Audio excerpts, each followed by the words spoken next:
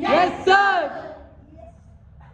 If 2 power of x plus 1 is equal to 3 power of 1 minus x, then find the value of x.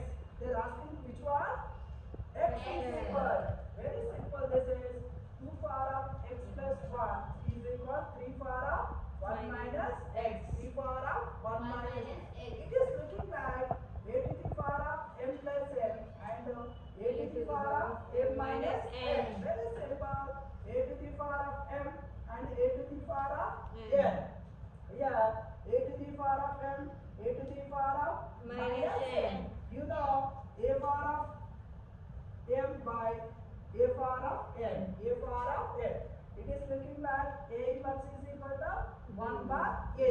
But we are going to now sum 2 power of x into 2 power of 1. We are using this formula. Yes or no?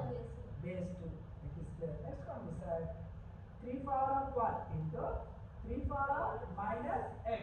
Minus x. We are using formulas. Next one 2 power of x. Only 2 is there. 3 is there. This is looking like coming down. 3 power of x. What is the number? 3 power of x. Again, cross multiply 3 power of x into this one. 2 power of x is equal to 3 power of x. What is the number? 3 power of x. Cross multiply. Into means division. Here already 3 is there. 3 by 2. What is that? 3 by 2. It is looking like again a to the power of m, b to the power of m. That is a ab whole to the power of m. And using the formula here.